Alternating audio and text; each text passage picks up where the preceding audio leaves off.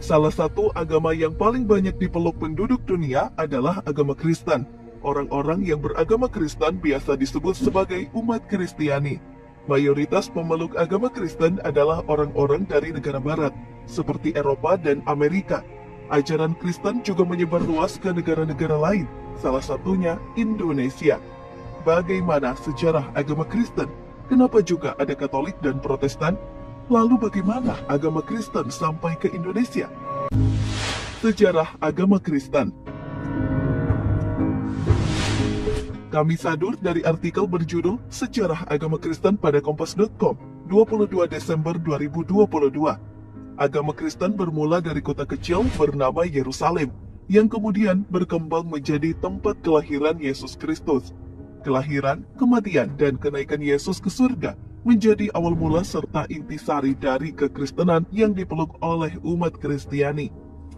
Lebih lanjut, setelah kemunculan Perjanjian Baru, agama Kristen pun mulai menyebar ke berbagai penjuru dunia, yang kebanyakan dibawa oleh bangsa penjajah seperti Spanyol, Portugis, dan Belanda. Perjanjian Baru adalah bagian utama kedua kanon Alkitab Kristen yang membahas ajaran-ajaran dan pribadi Yesus, serta berbagai peristiwa dalam kekristenan pada abad ke-1. Ketiga negara, Spanyol, Portugis, dan Belanda, menjajah negara-negara di kawasan Asia hingga Afrika. Ketika menjajah, ketiga negara itu juga turut menyebarkan ajaran Kristen yang mereka bawa ke negara jajahannya. Biasanya, penyebaran ajaran Kristen dilakukan oleh para pendeta yang disebut dengan misi glory atau memperluas penyebaran Kristen ke wilayah-wilayah yang baru. Ada beberapa cara yang dilakukan untuk menyebarkan ajaran Kristen, salah satunya Zending. Zending adalah organisasi-organisasi perkabaran Injil yang dilakukan oleh pemerintah Belanda. Adapun maksud dan tujuannya adalah untuk menyebarkan ajaran Kristen di tengah masyarakat. Dalam agama Kristen, ada beberapa hal yang menjadi pilar utama, yaitu Yesus Kristus, yang diyakini oleh umat Kristiani sebagai anak Allah. Alkitab, kitab umat Kristiani. Baptis, simbol mensucikan diri dari segala dosa ketika manusia dilahirkan. Tritunggal, satu Tuhan memiliki tiga pribadi yang sehakikat, yaitu Bapa, Putra, dan Roh Kudus.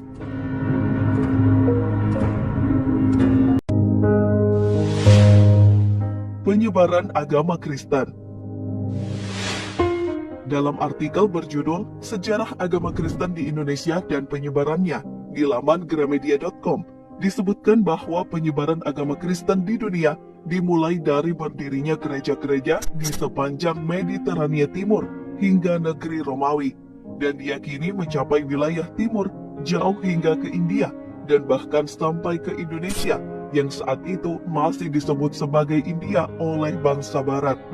Penyebaran agama Kristen di dunia ini sangat erat kaitannya dengan diaspora yang dilakukan oleh bangsa Yahudi. Hal ini dikarenakan pemeluk agama Kristen awalnya merupakan pengikut Yahudi atau proselit biblikal yang umumnya disebut Kristen Yahudi. Diyakini penyebaran agama Kristen di dunia mula-mula berawal dari setelah disalibnya Yesus di sebuah kota kecil di Yerusalem, hingga Yesus bangkit lagi dan pergi ke surga. Gereja pertama didirikan setelah 50 hari kebangkitan Yesus dari kematian. Pada saat itu, setelah hari kebangkitannya, Yesus sudah berjanji akan mendirikan sebuah gereja sebagai tempat peribadatan. Untuk mempelajari mengenai kisah hidup Yesus yang ada di Alkitab, dibagi menjadi dua, yaitu Perjanjian Lama dan Perjanjian Baru. Buku Teologi Perjanjian Lama, Sejarah, Metode, dan Pokok-pokok Teologi Perjanjian Lama menceritakan kisah awal dari perjalanan tersebut. Orang-orang pertama yang masuk ke agama Kristen adalah orang Yahudi yang menganut aliran Yudaisme, yang mana merupakan persekutuan-persekutuan dari orang yang mengakui ketuhanan dari Yesus, karena pada awalnya muncul agama Kristen. Agama ini dipandang sebagai salah satu sekte Yahudi yang berpusat di Yerusalem. Periode gereja bermula pada tahun 33 Masehi, yang diberikan pelayanan oleh para Petrus dan Paulus dalam memberitakan tentang kisah Yesus, sehingga tobatnya Kaisar Konstantinus dan masuk ke dalam agama Kristen pada tahun 325 Masehi. Pada periode ini mulai banyak misionaris Kristen yang mengembara ke seluruh dunia untuk mulai menyebarkan agama Kristen ke berbagai negara di seluruh dunia.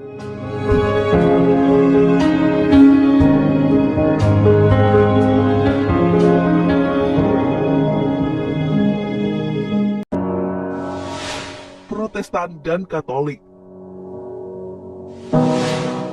Protestan dan Katolik adalah dua agama yang menyembah Tuhan yang sama, namun dengan prinsip iman yang berbeda. Pada awalnya, Katolik dan Protestan adalah satu agama, yaitu agama Katolik. Namun dikarenakan adanya perbedaan pendapat dari salah satu pemuka agama, maka agama Katolik pun terpecah menjadi dua sisi, Katolik dan Protestan. Karena Katolik dan Protestan ini berasal dari agama yang sama, maka tak heran jika ada persamaan dalam menjalani aktivitas keagamaan mereka.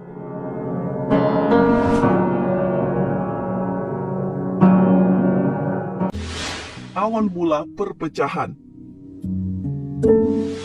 Sejak abad ke-5 Masehi, Gereja Katolik Roma menjadi pusat kegiatan politik dan budaya kekristenan di Eropa. Memasuki periode Renaissance, para pemikir Barat mulai mempertanyakan, bahkan menentang otoritas tinggi Gereja Katolik. Mereka mengkritik doktrin-doktrin yang dianggap palsu dan mengutuk korupsi Gereja Katolik Roma. Praktik korupsi yang dimaksud adalah jual beli jabatan rohaniwan, serta penjualan indulgensi atau pembayaran untuk pengampunan dosa. Menurut para reformis, hal tersebut adalah bukti kerusakan sistemik yang harus direformasi. Para sejarawan menganggap bahwa titik awal dimulainya reformasi adalah ketika Martin Luther memaku selembar kertas yang berisi 95 kritik terhadap otoritas Gereja Katolik. Aksi ini dilakukan di depan sebuah gereja di Wittenberg, Jerman pada 31 Oktober 1517. Saat itu, Martin Luther dikenal sebagai seorang biarawan dan dosen di sebuah universitas di Wittenberg. Pada 1521, Luther dipanggil ke hadapan Dewan Worms dan secara resmi dikucilkan oleh Gereja Katolik. Atas perlindungan Frederick III, Luther kemudian menerjemahkan Alkitab dari bahasa Latin ke bahasa Jerman.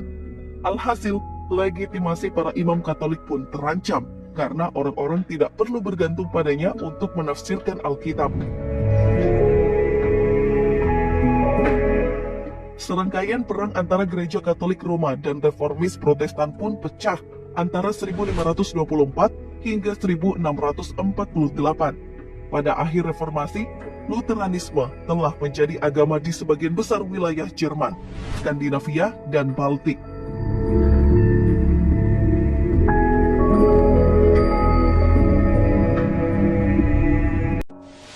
Reformasi Protestan di Eropa. Bermula pada 1517 di Jerman, gelombang reformasi Protestan kemudian meluas ke seluruh benua Eropa hingga mencapai puncaknya pada 1545 dan 1620. Di Swiss, reformasi dimulai pada 1519 setelah khotbah Ulrich Zwingli yang sebagian besar ajarannya menyerupai ajaran Luther. Pada 1541, seorang Protestan Prancis bernama John Calvin yang telah menghabiskan 10 tahun sebelumnya di pengasingan dengan menulis doktrin, dipanggil ke Jenewa untuk menyebarkan ajarannya. Ajaran Calvin pun cepat menyebar ke Skotlandia, Perancis, dan Transilvania, di mana Calvinisme menjadi kekuatan agama dan ekonomi selama 400 tahun berikutnya. Sementara di Inggris, reformasi dimulai pada 1534, ketika Henry VIII menyatakan dirinya yang akan memegang otoritas akan hal-hal yang berkaitan dengan gereja.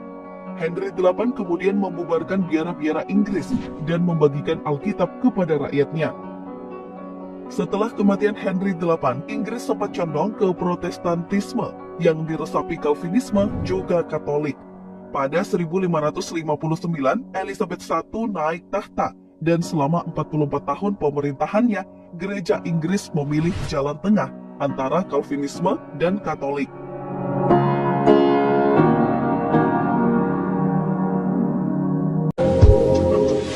Gerakan kontra reformasi Gereja Katolik. Gereja Katolik sebenarnya cukup lambat dalam menanggapi reformasi Martin Luther dan para reformis lainnya. Konsili Trente yang mengadakan pertemuan secara terus-menerus antara 1545 hingga 1563 akhirnya melahirkan gerakan kontra-reformasi. Untuk menghadapi Protestanisme, Gereja Katolik melakukan banyak upaya, termasuk tumbuh menjadi lebih spiritual, melek huruf, dan berpendidikan. Seperti contohnya dilakukan oleh kalangan Yesuit, suatu tarekat baru yang terorganisasi, yang menggabungkan spiritualitas dengan intelektualisme yang berpikiran global.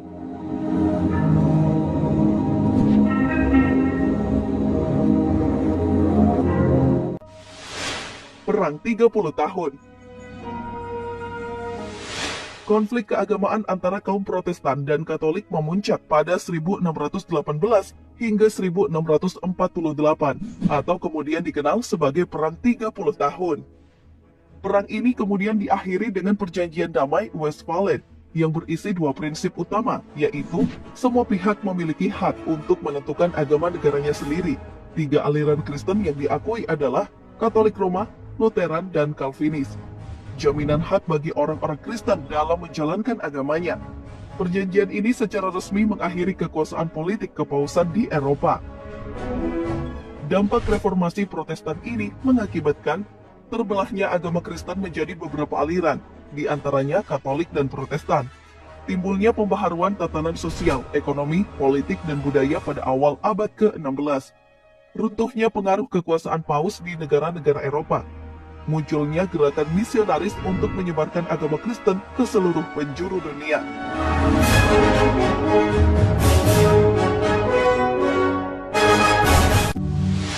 Awal mula agama Kristen masuk di Indonesia. Masih dari sumber artikel berjudul Sejarah Agama Kristen di Indonesia dan Penyebarannya di laman Gramedia.com. Agama Kristen pertama kali masuk ke Indonesia pada abad ke-7 atau lebih tepatnya sekitar tahun 645 Masehi, melalui Gereja Timur Assyria yang berada di dua tempat, yaitu di daerah Pancur yang sekarang disebut daerah Deli Serdang, serta daerah Barus yang sekarang merupakan daerah Tapanuli Tengah, yang keduanya berada di wilayah Sumatera.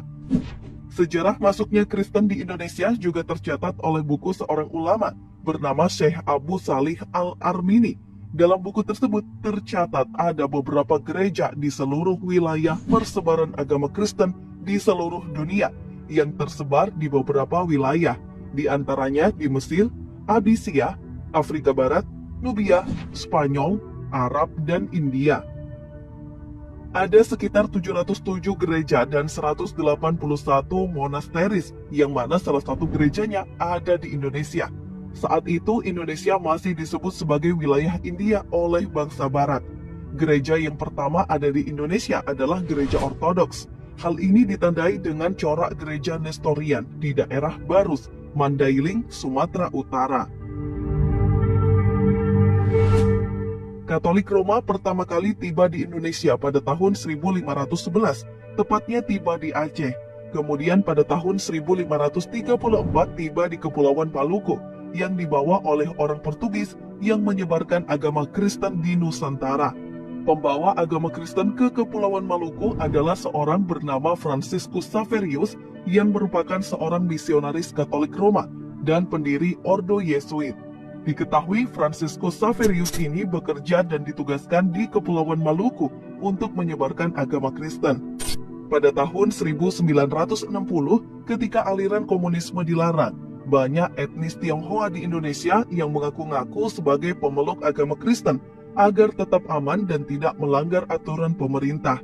Namun lambat laun, akhirnya masyarakat Tionghoa di Indonesia banyak yang memeluk agama Kristen dan bahkan menjadi agama mayoritas etnis Tionghoa di Indonesia saat ini. Meskipun merupakan agama yang minoritas di Indonesia, namun agama Kristen tetap diterima baik oleh bangsa Indonesia dan bahkan menjadi bagian dari rakyat Indonesia. Pemeluk agama Kristen di Indonesia juga memiliki hak yang sama dengan pemeluk agama lain, sehingga tidak ada perbedaan antara agama yang satu dengan agama yang lainnya. Persebaran agama Kristen di Indonesia bisa dibilang banyak mendominasi beberapa provinsi, terutama Provinsi Sumatera Utara dan provinsi di wilayah timur Indonesia seperti Papua, Maluku, NTT, dan Sulawesi. Sampai saat ini, agama Kristen di Indonesia masih menjadi agama dengan pemeluk terbanyak nomor 2 setelah agama Islam.